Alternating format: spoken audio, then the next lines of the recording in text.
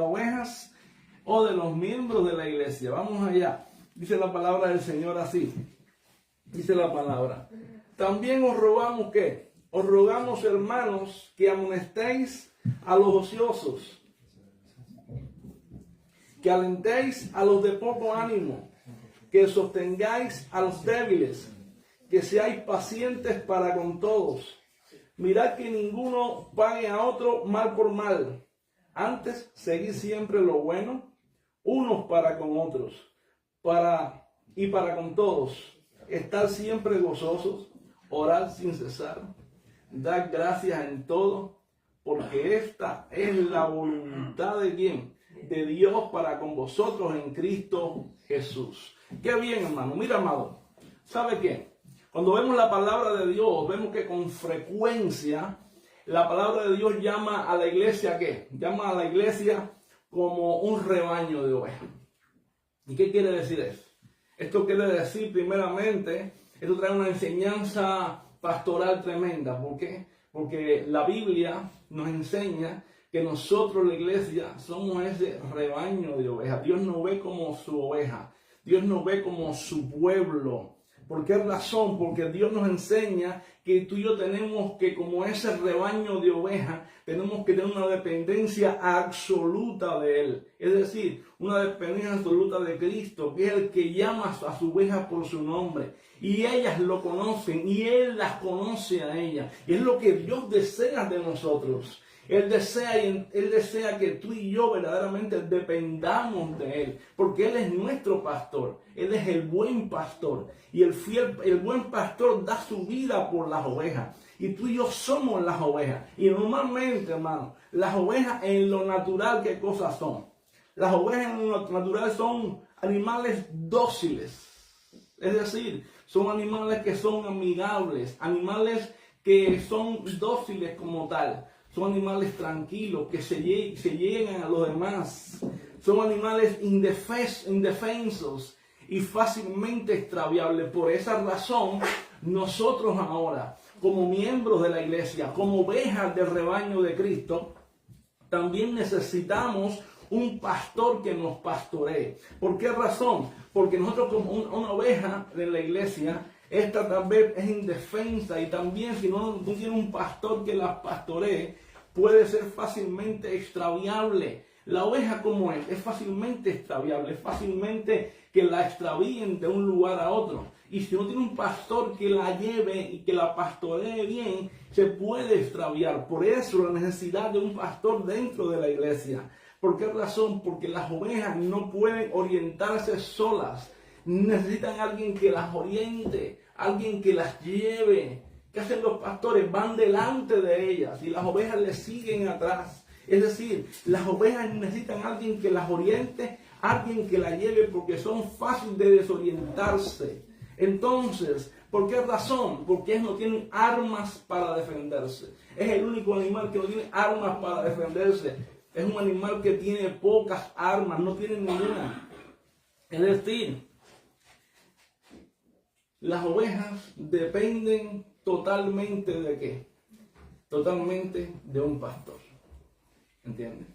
Y asimismo nosotros, hermanos, nosotros dependemos totalmente del pastor de los pastores, del Rey de Reyes, del Señor de señores, que es el buen pastor, el que dio su vida por las ovejas. Y es el mismo pastor que también ha puesto pastores dentro de la iglesia para pastorear con un corazón conforme al de Él. Y por eso nosotros como ovejas tenemos que estar como firmes, agarrados unos de otros, mostrando que seguridad en cuanto a qué, en cuanto a la firmeza en Cristo. En cuanto a la firmeza en Cristo. Tanto fíjate cómo son las ovejas, que si las ovejas se separan del rebaño, ¿cómo quedan? Ahora mismo, muchas veces las ovejas que hacen, se separan del rebaño. ¿Y qué ocurre cuando una oveja se separa del rebaño? Primeramente, cuando una oveja se separa del rebaño, queda expuesta en peligro ¿a quién? A los lobos y a los precipicios. Por eso hay un peligro, hermano, en separarse del rebaño. No te separes nunca del rebaño.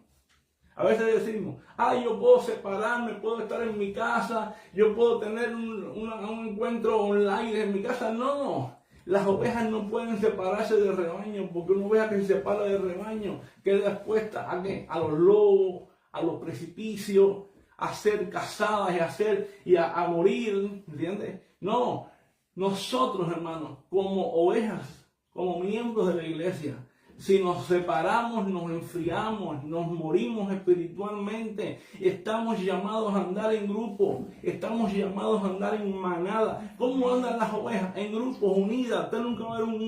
Usted nunca va a ver que una manada de ovejas separadas siempre va a estar como, va a estar unidas en grupo. Eso es lo que Dios quiere, no separación, nos quiere como ovejas unidas. Ahora, quiere decir, cuando hablamos de responsabilidad de oveja, primeramente vemos que lo que vemos es que lo que la palabra de Dios nos quiere enseñar hoy, que esto consiste en que, y Pablo nos enseña esto aquí, consiste en vivir en orden espiritual, es lo que nos va a enseñar el texto hoy. Cuando Pablo nos habla aquí de la responsabilidad de las ovejas, nos está enseñando a que tenemos que vivir en orden espiritual, cuidando unos de los otros. ¿Qué dice el apóstol Pablo? Dice, os rogamos, hermanos, que, dice el verso 14, que amonestéis a los ociosos, que alentéis a los débiles. Ahora vamos a ver esto. Dice, consiste en vivir ¿cómo? En orden espiritual, cuidando unos de otros. ¿Cómo tenemos que hacer? Vivir ¿cómo? En orden espiritual. ¿Qué tiene que hacer una oveja? ¿Vivir cómo? En orden espiritual. ¿Cómo está tu vida espiritual? Nuestra vida espiritual, ¿cómo está hoy? Ahora, ¿qué dice? Tenemos que cuidar unos de otros y demás. Y tenemos que reflejar como ovejas de Cristo. ¿Qué cosa? El carácter de Él en nuestras relaciones. Si nosotros no somos capaces de reflejar el carácter de Cristo en nuestras relaciones, entonces, ¿qué ovejas estamos siendo? Porque el propósito de Dios para nuestra vida como creyentes es ser conformados a la imagen de Jesús. Es decir, diariamente Dios nos está conformando a la imagen de Cristo. Y ser conformados a la imagen de Cristo no es nada más y nada menos, hermanos amados, que nuestro carácter está siendo formado como el de Jesús. Es decir, diariamente estamos siendo formados conforme a la imagen de Jesucristo. Y por esa razón también Dios desea que tú y yo estemos cultivando como una vida espiritual. ¿Y cómo tiene que ser la vida espiritual de un miembro de la iglesia? Primeramente, tiene una vida espiritual de gozo, una vida espiritual de gratitud y una vida espiritual de oración en el Señor. ¿Por qué razón? Porque dice la Biblia, vamos a ver que esta es la voluntad de Dios para con nosotros en Cristo Jesús. Y vemos aquí que el apóstol Pablo presenta tres características esenciales de la vida de la iglesia. En el verso 14 vamos a ver que Pablo manda a los cristianos ¿a qué? A tener el cuidado mutuo en el rebaño. Vamos a verlo. En el verso 15 habla de la ética que tiene que tener la iglesia. Y en el verso 16 al 18 Pablo habla de la vida espiritual de la iglesia. Vamos allá. Vamos allá. Primer punto es este. Vamos allá.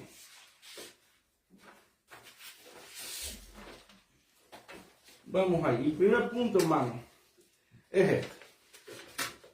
Nosotros como creyentes, como miembros de la iglesia, como ovejas de la iglesia, tenemos que entender que tenemos que tener un cuidado mutuo como miembros de la iglesia. Esto es nuestra responsabilidad. A veces pensamos que no tenemos que cuidarnos unos a otros. Sí, tenemos que cuidarnos unos a otros.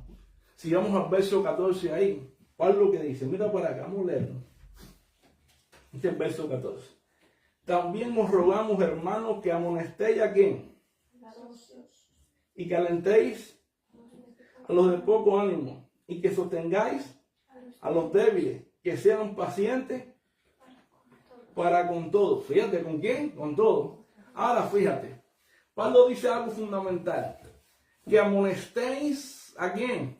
A los ociosos. Oh, fíjate una cosa, este versículo nos está revelando algo tremendo. Primeramente, el corazón pastoral de Pablo. ¿Por qué razón? Porque Pablo veía a la iglesia como una familia. Fíjate que Pablo le habla a la iglesia, no solamente a los líderes, le habla a toda la iglesia. Dice,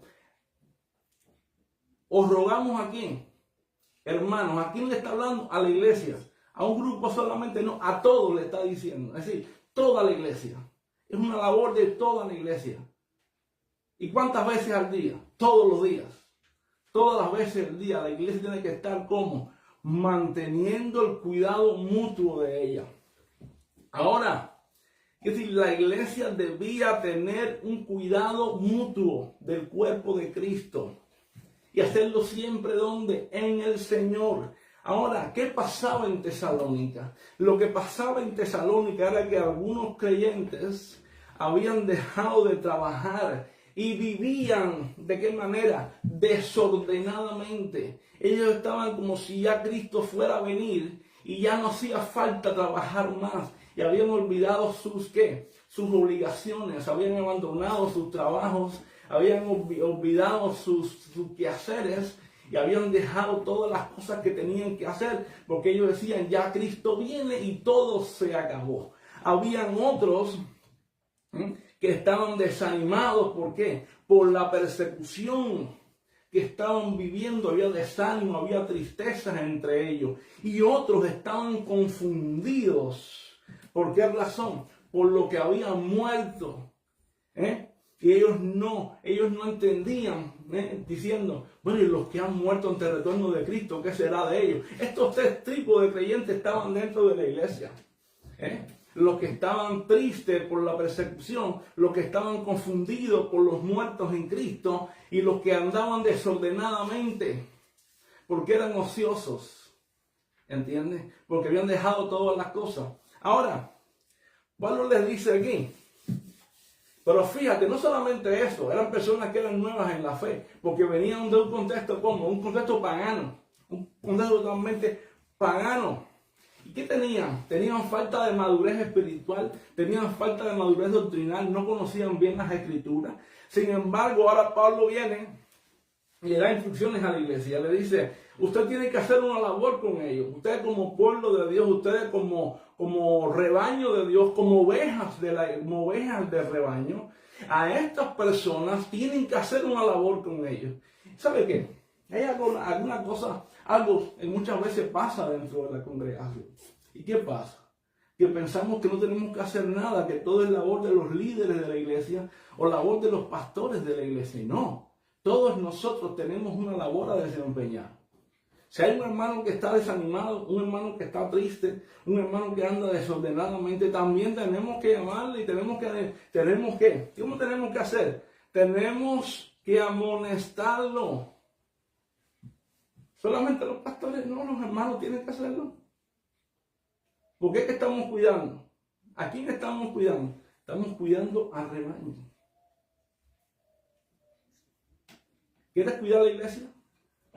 Tenemos que cuidarla, nosotros tenemos que cuidarnos. Bien, vamos allá.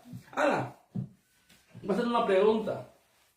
Es referente a esto. ¿Qué es para usted cuando Pablo dice ahí, amonestéis a los ociosos? ¿Qué usted entiende por ahí lo que es un ocioso? Ahí donde Pablo lo está diciendo. A ver, dígame usted.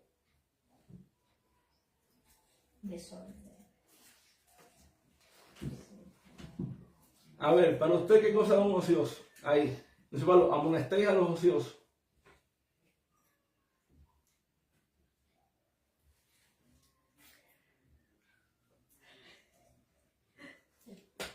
Bueno, será una persona que habla cosas que no son agradables al Señor, en desorden.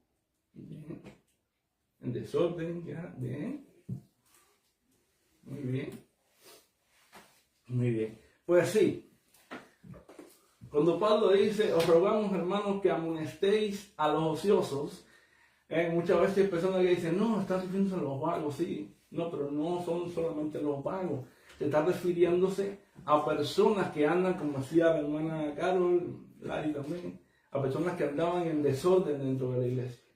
¿Y por qué andaban en desorden dentro de la iglesia? Hay unas traducciones más antiguas que dice, amonestéis a los que andan desordenadamente entre vosotros. Exactamente, a los que andan en desorden, muy bien.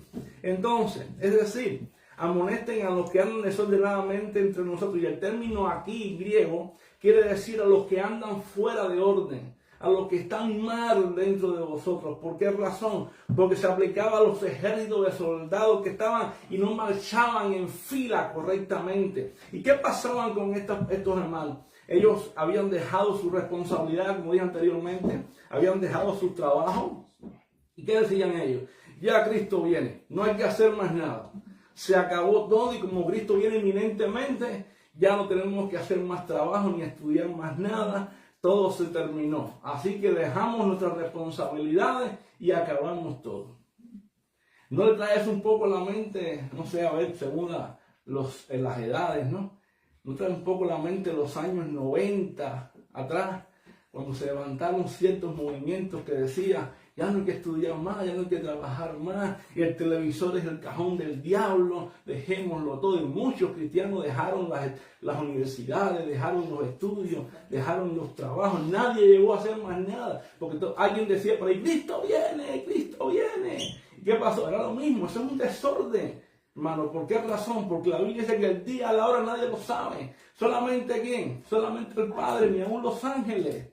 ¿Entiendes? Y en lo que el Señor viene, porque el Señor vendrá, ¿sabe qué tenemos que hacer nosotros? Nosotros tenemos que seguir preparándonos, estudiando, trabajando, capacitándonos, haciendo nuestra responsabilidad. Y estos hermanos que estaban aquí, estaban en un desorden, porque habían dejado sus responsabilidades. Nosotros como hijos de Dios, no podemos dejar nuestras responsabilidades. Tenemos que trabajar, tenemos que prepararnos, tenemos que sostener nuestra familia, tenemos que hacer las cosas que Dios quiere.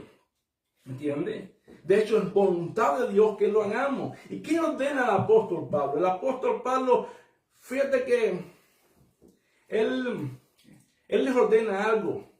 Él les ordena que sean amonestados. Es decir, no dice repréndanlo con dureza. Él le dice amonéstenlo, pero ¿qué cosa es la amonestación? La amonestación es una amonestación con amor. De hecho, amonestar implica advertir, corregir con paciencia y recordar ¿qué cosa? La voluntad de Dios. Cuando nosotros amonestamos a una persona, usted y yo vamos a advertirle a la persona. Usted y yo le vamos a corregir de lo mal que está hecho. Y usted y yo lo que vamos a hacer es le vamos a recordar cuál es la voluntad de Dios conforme a la palabra para que esa persona recapacite y entienda lo que debe de hacer. Y eso tiene que hacerlo ¿qué? Eso tiene que hacerlo las ovejas de la iglesia, los miembros de la iglesia. Si hay algún hermano que está haciendo algo mal, hay que llamarle. Mira, hermano, quiero hablarte en el amor del Señor. Creo que esto que está haciendo no es correcto, porque la palabra de Dios dice esto. ¿Me explico? Dice esto. Y creo que debes hacerlo así, así, así. Y eso se llama amonestar a la persona. Amonestar al hermano. Y el hermano entiende. Y entonces vemos cómo la persona vuelve y se encarrila en el Señor. Muy bien. Quiere decir, hermano, que un rebaño, tenemos que entender que un rebaño, cuando una oveja se separa del grupo, ¿qué ocurre? ¿Qué hace el pastor cuando una oveja se separa del grupo? ¿El pastor qué hace? Que coge la vara y ¿qué hace? No le da un golpe duro, porque la vara no es para darle. La vara es para coger, y es así, tira la vara, y como la vara tiene una curva así arriba, lo que hace el pastor es que tira la vara y agarra a la oveja y la une nuevamente al grupo. Para eso es la vara, para atraer nuevamente a la oveja. Pero no solamente es el pastor, tú y yo también como ovejas de la iglesia estamos llamados ¿a qué? A traerlas, las que se apartan, porque eso es el aspecto fraternal de la iglesia, porque somos una familia. Ahora Pablo también habla allí en el mismo texto 14, y le dice que tenemos que confortar ¿a qué? ¿A quién tenemos que confortar? ¿A los de qué? A los de poco ánimo. Fíjate, en el texto original en griego, la palabra de los de poco ánimo se está refiriendo dice confortar ¿a quién? A los de mente débil. ¿Y por qué se refiere a confortar a los de mente débil?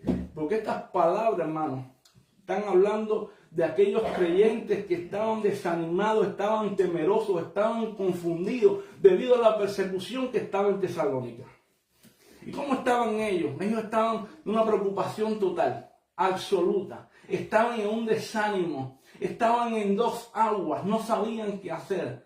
Estaban temerosos. Y Pablo dice, ustedes tienen que confortar a los de poco ánimo, a los de mente débil. Hay que animarlos, hay que fortalecerlos, sosténganlos. ¿Entienden? De hecho, en el contexto en el cual Pablo está escribiendo, nos muestra que estos creyentes habían perdido familiares, por la violencia en la cual se encontraban. Entonces, ¿qué ocurre? Y Pablo viene con una ternura tremenda y les pide a la iglesia. ¿A quién le pide Pablo? ¿A los pastores solamente? No. Le pide a la iglesia que los consuele, que los anime, que les dé la mano, que le dé palabra de aliento. ¿Cómo les dé palabra de aliento? En 1 Tesalonicenses capítulo 4, versículo 3 al 18, ¿qué dice Pablo? Vamos a buscarlo. Dice el apóstol Pablo.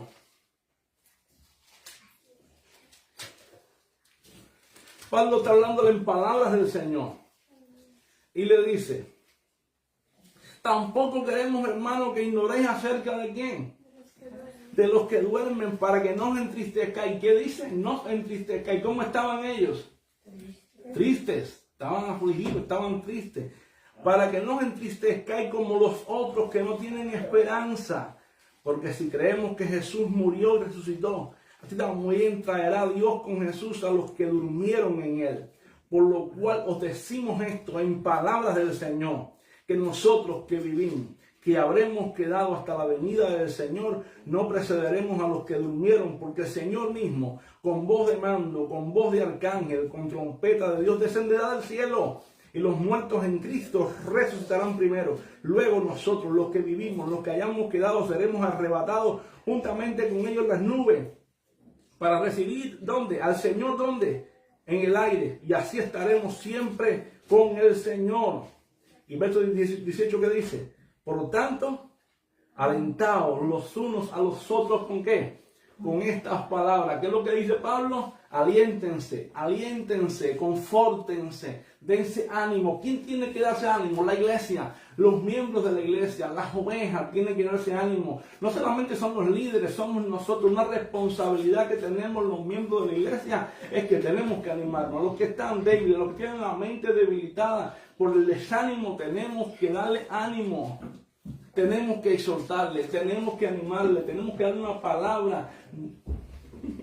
Amén. Sí, Señor. ¿Entiendes? Ahora, ¿sabes qué? Si miramos en el aspecto natural, en el rebaño, lo que es el rebaño natural de las ovejas, el pastor que hace siempre se acerca a la oveja débil, la acaricia, la levanta con cuidado. ¿Y qué muestra con esto? Con esto muestra la cercanía que tiene hacia ella. Entonces, ¿sabes qué? Asimismo, como el pastor hace eso, ¿sabes lo que es el pastor también? La vez pasada que dije que el pastor era parte de ¿quién? Era parte de la congregación, era parte de la iglesia. Y era también un miembro de la iglesia, también es parte del rebaño. Y como parte del rebaño, también tiene que hacer la misma función. Y asimismo nosotros como parte de la iglesia también tenemos que acercarnos a la oveja y tenemos que levantar a nuestro hermano, como dice Pablo, confortar a quién, a los de poco ánimo. Así que si tú ves a tu hermano que está desanimado, que está debilitado, tienes que llegar a tu hermano, tienes que tomarlo de la mano, tienes que levantarlo, tienes que orar por él. Tienes que decirle, hermano, estoy contigo, vamos a orar juntos. Vamos, Dios está contigo, la palabra de Dios dice. Y ahí le hablas la palabra, oras con él, le exhortas, le animas. ¿Te das cuenta? ¿Cuántas veces nos preocupamos por el hermano que tenemos a nuestro lado? ¿Cuántas veces vemos sus problemas, sus preocupaciones, sus situaciones? ¿Cuántas veces le preguntamos cómo te sientes, cómo está tu familia, cómo te sientes hoy? Si lo vemos cada vez cabizbajo, triste. ¿Cuántas veces vamos y le decimos, ¿qué te pasa? Vamos a orar juntos, ¿eh? ¿Cuántas veces lo hacemos? Lo hacemos, alguna vez lo hacemos. Pues mira, la iglesia tiene que hacer eso, el rebaño está llamado a hacer eso. ¿Por qué razón? Porque somos miembros de una familia, somos miembros del cuerpo de Cristo, ¿entiendes? Muy bien.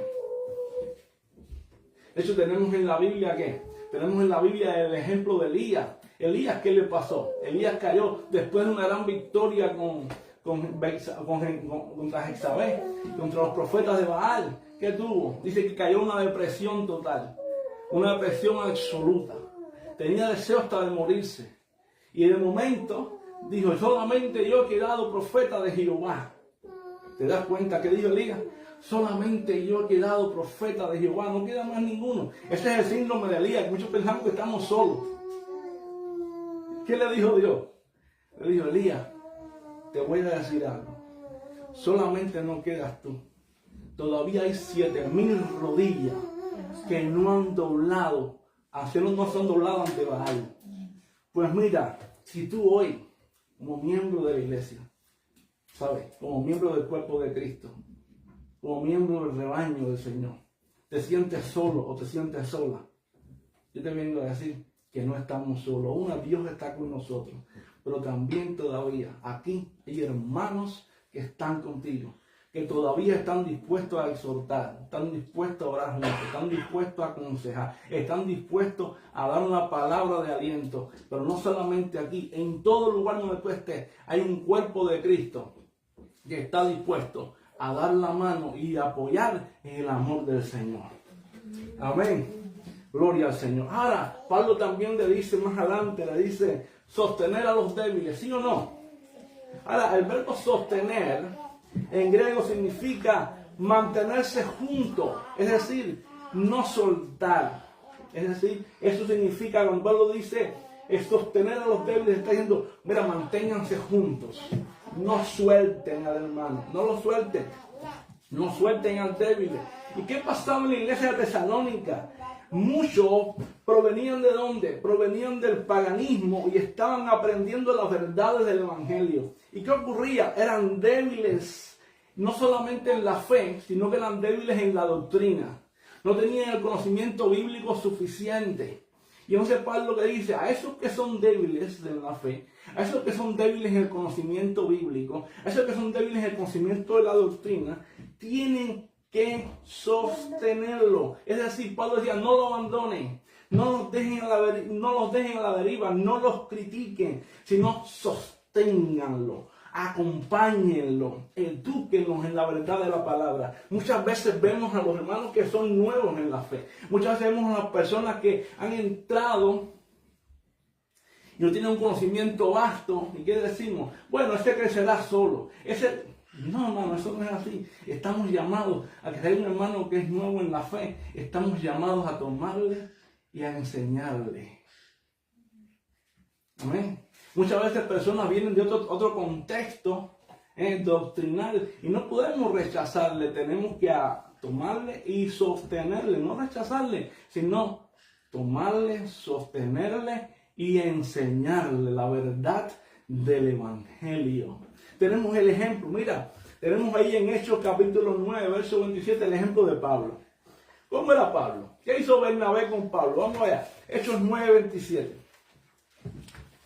Vamos allá al libro de Hechos, capítulo 9,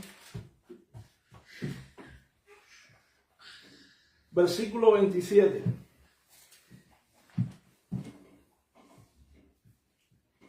Perdón. Hechos 9, 27.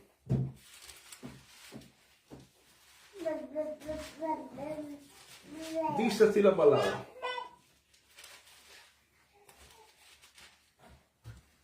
Oye, ¿lo tienen ya? Dice la palabra. Bueno, desde el 26. Cuando llegó a Jerusalén, trataba de juntarse con los discípulos, pero todos le tenían ¿qué? Miedo, no creyendo que fuese discípulo. Entonces Bernabé, tomándolo, lo trajo ¿a quién? A los apóstoles. Y le contó como Saulo había visto, en el camino del Señor, el cual había hablado, y cómo en Damasco había hablado valerosamente en el nombre de Jesús. ¿Qué le pasó a Pablo? ¿Cómo era Pablo? ¿Qué le pasó a Pablo? Cuéntame. ¿Te imaginas que Bernabé hubiera dicho también, no, Pablo, no sostenga a Pablo, yo no puedo ayudar a Pablo? Pablo tal vez también es un asesino de cristianos. ¿Qué era Pablo? Pablo, antes de estar en Cristo, era un asesino de cristianos. Mataba a los cristianos. Era un fariseo de fariseos. Había pedido órdenes para matar a cristianos. Ahora había tenido un encuentro con Jesús y ahora estaba predicando el evangelio de verdad. ¿Eh? Los mismos discípulos no creían en la conversión de Pablo, no creían en el cambio de Pablo. ¿Te imaginas ahora que Bernabé no hubiera creído en el cambio de Pablo? Menos mal que todavía hay Bernabé por ahí. ¿No, verdad? ¿Qué es lo que hizo Bernabé? Bernabé sostuvo a Pablo. Bernabé sostuvo a Pablo. ¿Y quién fue Pablo después? El apóstol a los gentiles. ¿Y qué hizo? Cuando nadie creía en él. Cuando todos lo querían rechazar. Cuando todos decían, no, este no es discípulo de verdad. Este tal vez es un traidor, este tal vez es un falso. ¿Sabe lo que hizo Bernabé?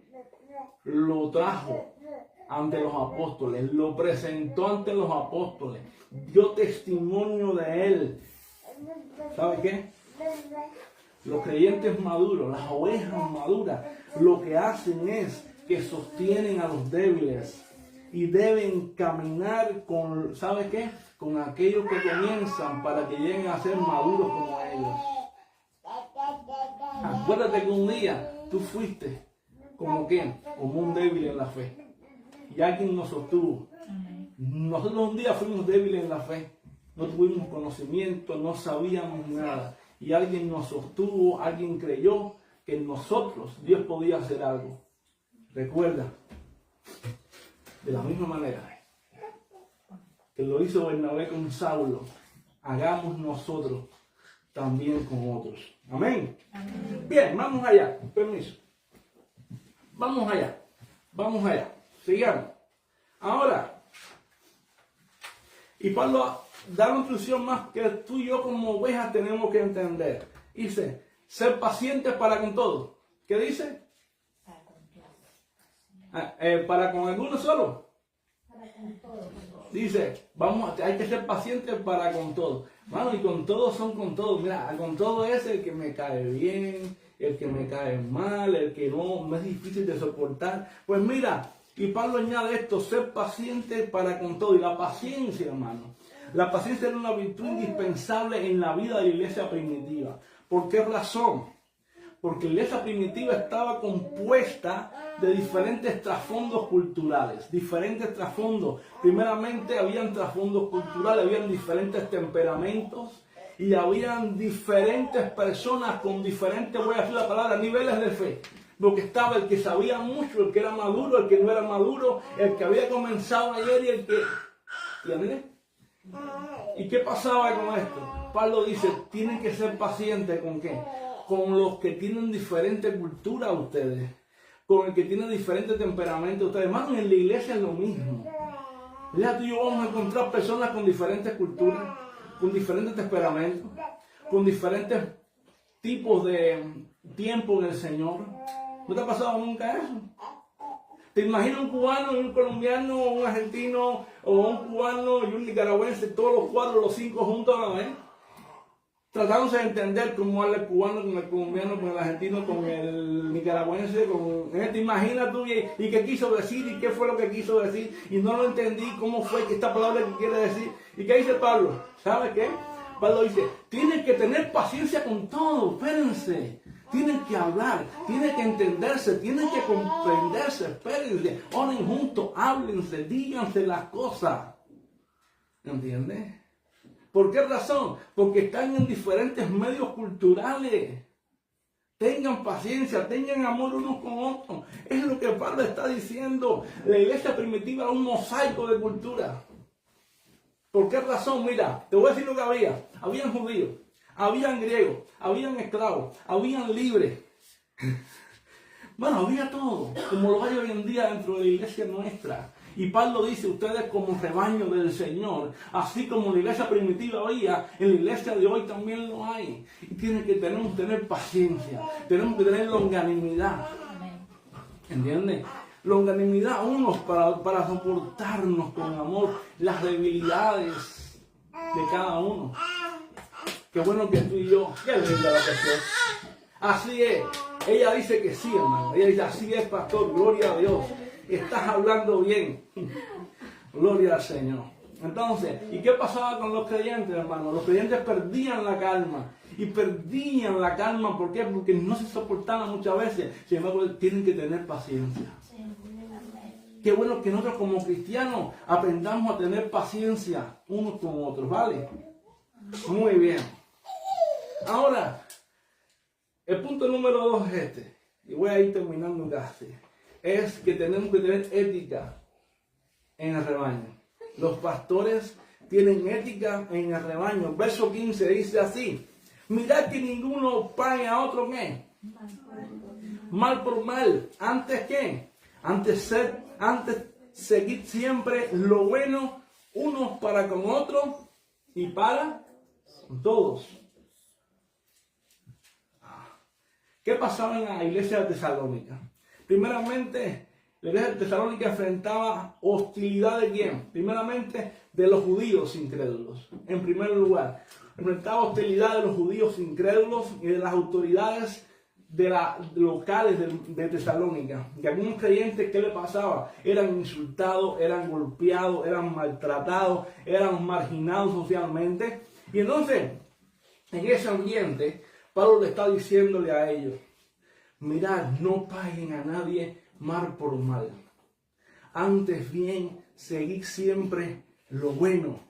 Y hagan lo bueno uno para qué, para con otro. No le paguen a nadie más, ustedes no tengan rencor. Ustedes no hagan lo malo. Ustedes dejen el lugar a la ira de Dios. El que fue el que dijo, mía es la venganza, yo daré el pago. ¿Entiendes? Y muchas veces nosotros nos gusta buscar nuestra propia justicia. Hermano, no. Las ovejas del Señor, las ovejas de un rebaño, no se saben defender. Saben que su pastor es quien las defiende.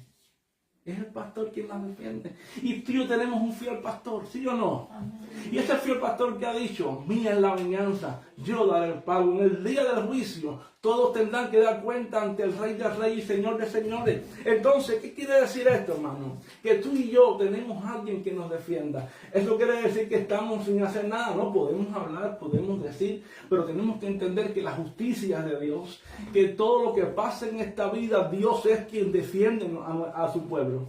Dios es quien nos defiende. ¿Entienden? ¿Qué dice la Biblia? En la ira del hombre no obra ¿qué? La justicia de Dios. Entonces, deja que tu pastor te defienda. Deja que el Rey de Reyes te defienda. Dios sabe hacer justicia. Tenemos el ejemplo bíblico de José. José, ¿qué le pasó? José fue vendido por sus hermanos. Fue metido en un pozo. Fue vendido como esclavo por sus hermanos. Estuvo 13 años en la cárcel. ¿Entiendes? Fue a una mujer de Potifar, lo tentó y por esa razón tuvo 13 años en la cárcel. ¿Y qué le ocurrió a José? Génesis 50:20. José, después de todas las pruebas que tuvo, dice, el mal que ustedes procuraron contra mí, ¿qué hizo Dios? Cuando llega al trono, dice José, le dijo a los hermanos, pues mira, ¿sabe lo que hizo Dios con ustedes? Lo que hizo Dios con ustedes es que el mal que ustedes procuraron contra mí, Dios lo tomó para bien, para darle alimento y salvación a mucha gente. Bueno, todo lo que ocurre en tu vida y en mi vida ocurre con un plan de Dios, por la soberanía de Dios. No temas, Dios tiene control de nuestras vidas. José le dijo, no, si el mal que ustedes hicieron contra mí, Dios lo tornó para bien. Y por eso yo estoy aquí hoy en el trono de Faraón. ¿Para qué? Para darle comida a ustedes, a mucho pueblo. Y Dios lo tornó para bien. Lo que ocurre en nuestra vida, todo es un plan de Dios. Todo es un propósito de Dios. Dios es soberano. No temas. Por eso es que los que aman a Dios, todas las cosas, les ayudan a bien. ¿Y estos a quiénes son? A los que conforme a su propósito somos llamados. Amén. Gloria a Dios. Por eso, hermano, en este tiempo en el cual prevalece la venganza, prevalece el odio, prevalece totalmente siempre el deseo de tener la justicia en la mano, tú y yo estamos llamados a tener misericordia, estamos llamados a dejarle el lugar a Dios para que sea Él quien obre en nosotros, en la vida. Ahora, vamos a ver. El punto número 3 es este. Es la vida espiritual de la iglesia. ¿Por qué razón? Porque los creyentes también tenemos que tener vida espiritual. De nada vale que nosotros vengamos a la iglesia, digamos yo soy miembro de la iglesia, yo soy una oveja del Señor, y no tengamos vida espiritual. Y Pablo lo que le dice aquí a la iglesia es esto: ustedes tienen que tener una vida espiritual, tienen que tener ética, tienen que cuidarse mutuamente y tienen que tener vida espiritual. ¿Por qué razón? ¿Qué le dice Pablo?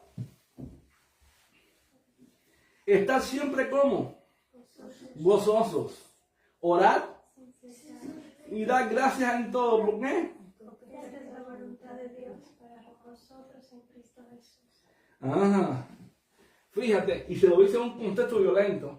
¿Por qué razón? Porque ellos estaban siendo perseguidos y estaban viviendo un momento de aflicción. Sin embargo, Pablo los llama a tener una vida totalmente espiritual bien sólida. Los llama primeramente a vivir una vida de gozo, a vivir una vida de oración y una vida de agradecimiento perpetua.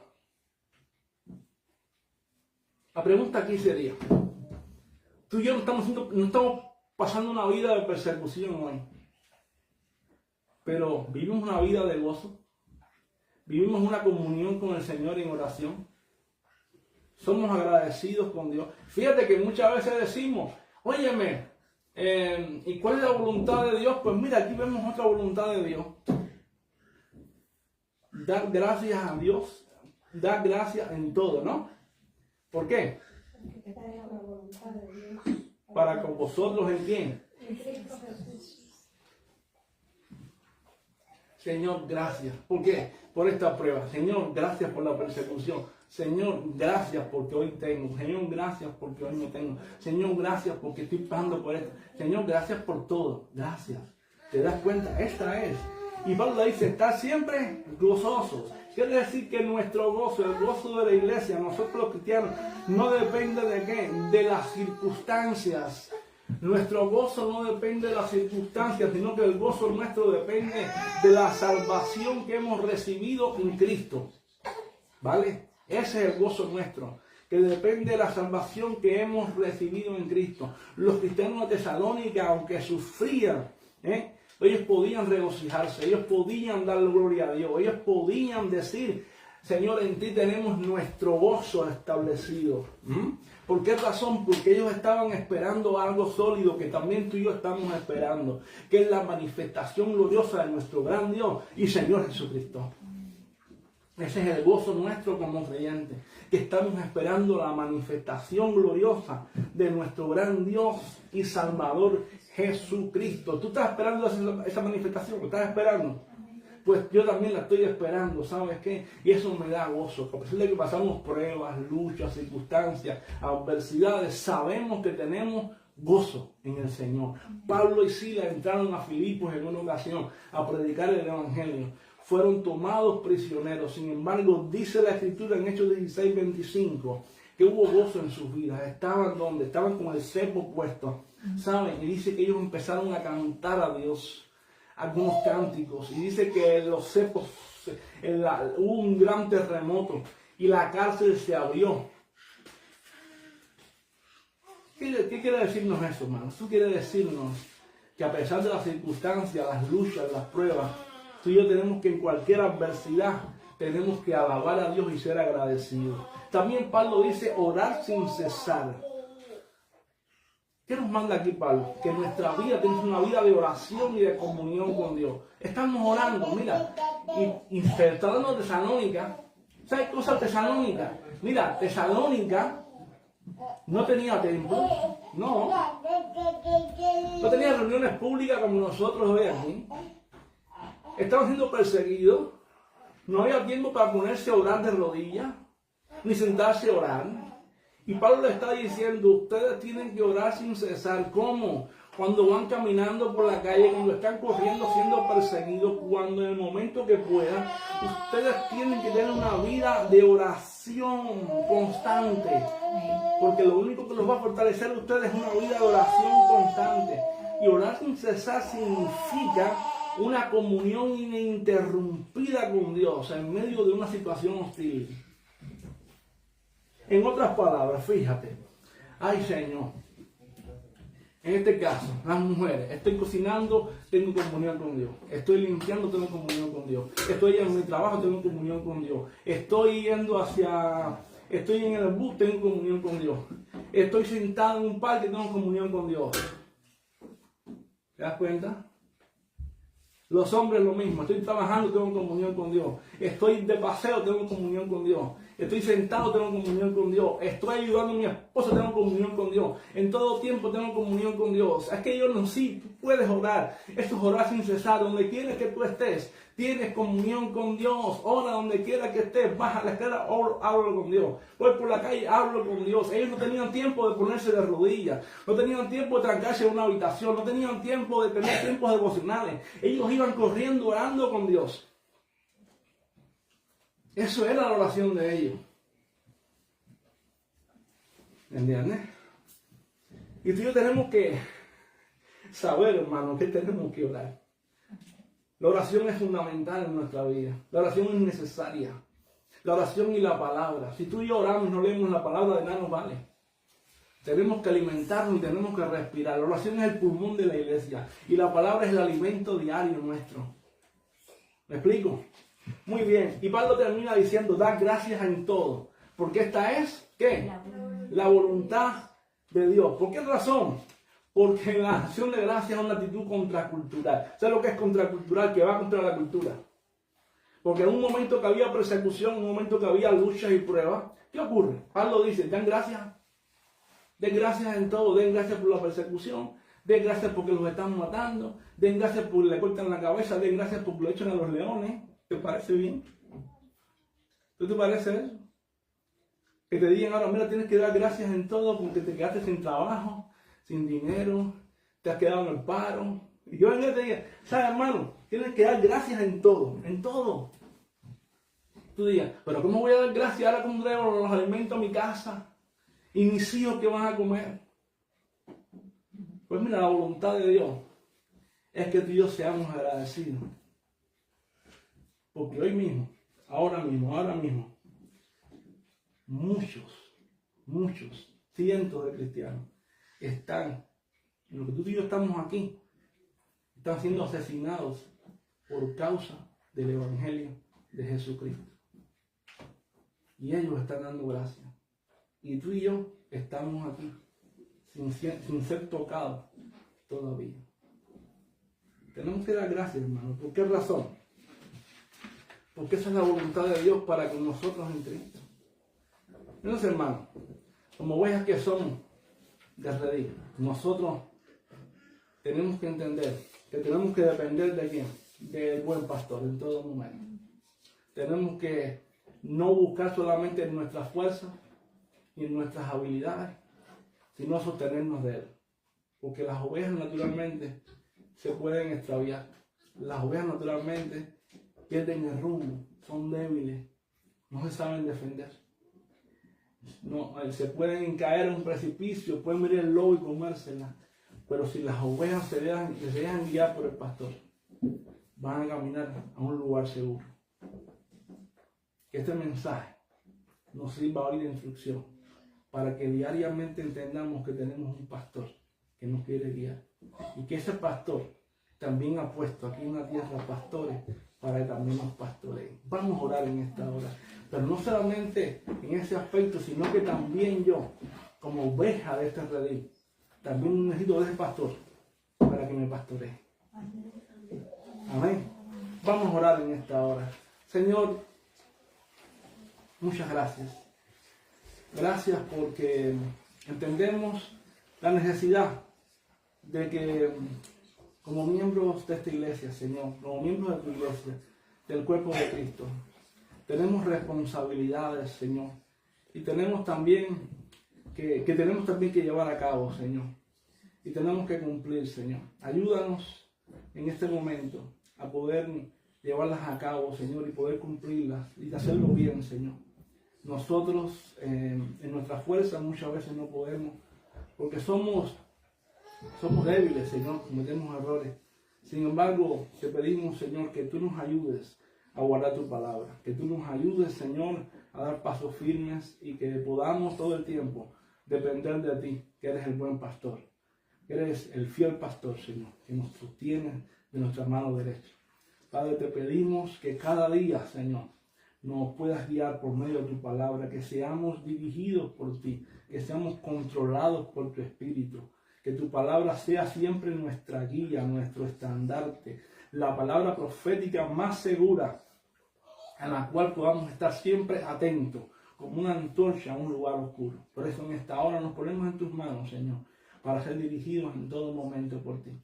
Padre Santo, muchas gracias, Señor. Que esta palabra, Señor, la pongamos en práctica en cada área de nuestra vida. En el nombre de Jesucristo. Amén, Señor. Y amén, y amén, y amén.